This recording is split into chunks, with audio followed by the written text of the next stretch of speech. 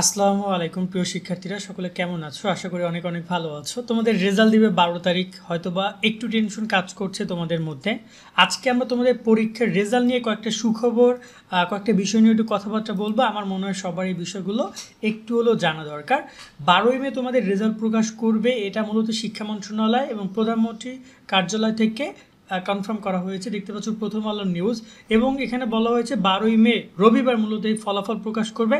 সকাল 10টায় গণভবনে প্রধানমন্ত্রী এই ফলাফল উদ্বোধন করবেন। তবে মজার তথ্য হচ্ছে যে তোমরা ফলাফল কিন্তু 10টায় পাবা না, তোমাদের ফলাফল প্রকাশ আরও অনেক দেরিতে হবে। খুব সহজে দ্রুত এসএসসির রেজাল্ট যদি তুমি দেখতে চাও, তাহলে প্লে স্টোরে গিয়ে এসএসসির রেজাল্ট লিখে সার্চ করে ফার্স্ট যে অ্যাপস পাবা সেটা ইনস্টল করে নাও, এবং এখানে তুমি রেজাল্টের পিডিএফ বানাতে পারবা, পিডিএফ বানিয়ে সেটা সেভ করতে পারবা। বোর্ড ভিত্তিক আলাদা আলাদা রেজাল্ট তুমি কিন্তু এখানে দেখতে পারবা।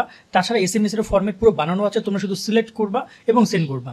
এক অ্যাপসের মধ্যে সব পেয়ে যাবা। অ্যাপসের লিঙ্ক ডিসক্রিপশন এবং কমেন্ট বক্সে দিয়ে দেওয়া হলো, সেখান থেকে ডাউনলোড করতে পারবা। 12ই মে ঠিক আছে, বাট ফলাফলটা 10টায় না, সেটা 10:30, 11টা, 11:30 পর্যন্ত লেগে যায়। এবং ফলাফল দেখার ওয়েবসাইটগুলোও কিন্তু প্রচুর ভিড় থাকে। আমরা যে অ্যাপসের কথা বলেছি, চাইলে সেই অ্যাপস থেকেও দেখতে পারো, বা ওয়েবসাইটে এসে ফলাফল দেখতে পারো। ওয়েবসাইট তোমরা এখনই দেখবো, ওয়েবসাইট ঢুকতে পারবে না, ওয়েবসাইট কিন্তু এখনই অলরেডি ডিস্টার্ব শুরু হয়ে গেছে।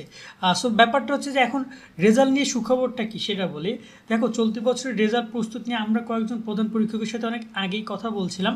সো সেই ধারাবাহিকতায় তারাও আজকে আমাদেরকে যে ব্যাপারটা জানিয়েছে যে বোর্ড থেকে টুকটাক তাদেরকে ইনফর্ম করা হয়েছে এবছর রেজাল্টে তেমন কোনো ভুল ত্রুটি নাই। ইতিমধ্যে ঢাকা বোর্ড কিন্তু এসএসসি রেজাল্টে ভুল হয়েছে অনেক শিক্ষকের, তাদেরকে কিন্তু হেড এক্সামিনারদেরকে সেই প্রবলেমগুলো সলভ করার জন্য বলেছে। হেড এক্সামিনার সে প্রবলেম সলভ করে অলরেডি দিয়েছে। এখন রেজাল্ট পুরোপুরিভাবে প্রস্তুত। চাইলে রেজাল্ট কালকে আজকে যে কোনো সময় প্রকাশ করতে পারে, কিন্তু চাইলে তো যখন তখন হবে না, কারণ এখানে যেহেতু একটা আনুষ্ঠানিকতার বিষয় রয়েছে। সো এই বিষয়টা রয়েছে। সেকেন্ড যে ব্যাপারটা সেটা হচ্ছে এবছরের পরীক্ষার ফলাফল গত বছরের থেকে খারাপ হবে, তবে একদম যে অনেক খারাপ তা না। আবার গত বছরের সংক্ষিপ্ত সিলেবাস ছিল, কিন্তু এই বছর যেহেতু পুরো সিলেবাসে পরীক্ষা হয়েছে তোমাদের, সো তোমাদেরও কিন্তু পরীক্ষার প্রেশারটা অনেক বেশি ছিল, যার কারণে রেজাল্ট তোমরা কিন্তু খারাপ করছো না, তোমরা তোমাদের দিক থেকে মোটামুটি ভালো রেজাল্টই করছো। তবে অন্যান্য বছরের সাথে কম্পেয়ার করলে কিন্তু হবে না, কারণ অন্যান্য তোমাদের যে বড় ভাই যারা ছিল ওরা অনেক অ্যাডভান্টেজ পাইছে, যেটা তোমরা পাও নাই। আর তোমাদের রেজাল্ট নিয়ে একটা ব্যাপার হচ্ছে যে দেখো, রেজাল্ট প্রকাশ নিয়ে বর্তমানে এখন স্বাভাবিক তোমরা ভিডিও দেখবা বা তোমরা নিউজ দেখবা, বিভিন্ন জায়গায় তোমাদের বিব্রতমূলক অনেক তথ্য ছড়াইতে পারে। সো সেই জায়গায় সেই বিষয়গুলোতে একটু এড়িয়ে চলবা। অনেকেই এই ব্যাপারটা নিয়ে করে। দেখো, আমরা তো নিয়মিত তোমাদের সেই এসএসসি পরীক্ষা, এসএসসি এখন তোমাদের রেজাল্ট, সামনে তোমাদের কলেজ ভর্তি নিয়েও কাজ করব। সো আমরা একটা দায়িত্ব নিয়ে কাজগুলো করছি, এবং ভুলভাল ইনফরমেশন তোমাদেরকে দেওয়া থেকে একটু বিরত থাকি, কারণ আমরা জানি তোমরা আমাদের সাথে দীর্ঘমেয়াদী কানেক্টেড থাকবা। যদি আমি একটা ভুল ইনফরমেশন দিই, তোমরা তারা আমার সাথে যুক্ত থাকবে না। সো চেষ্টা করবা একটু হলেও ভালো যারা কথা বলে তাদের কথাগুলো শোনার, তাহলে তুমি বিব্রত কম হবা। সেকেন্ড ব্যাপারটা হচ্ছে, যদি কোনো কারণে তোমাদের রেজাল্ট খারাপ হয়, সেক্ষেত্রে তোমরা টেনশন করো না। এখন অনেকেরই মাথায় জিনিসটা ঢুকে যাচ্ছে যে আমার রেজাল্ট যদি ফেল আসে, বাবা মা কী বলবে, আত্মীয় স্বজন কী বলবে, বন্ধু বান্ধব কী বলবে, স্কুল কী বলবে। ভাইয়া, সবাই ব্যস্ত, 2 দিন পর সবাই ভুলে যাবে। কোনো কারণে তোমার রেজাল্ট যদি তোমার চাহিদা প্রত্যাশা পূরণ করতে না পারে, দেন কুল থাকো, তুমি বোর্ড চ্যালেঞ্জ করার সুযোগ পাবা। এখন বোর্ড চ্যালেঞ্জ কীভাবে কী করবে এটা নিয়ে আমরা তোমাদেরকে পরীক্ষার রেজাল্টের পরে আমরা জানিয়ে দিব, এবং পুরো বিষয় নিয়ে আলোচনা করব। হাজার হাজার শিক্ষার্থী কিন্তু বোর্ড চ্যালেঞ্জের মাধ্যমে ফলাফল পরিবর্তন হয়, তোমাদেরও হয়ে যাবে।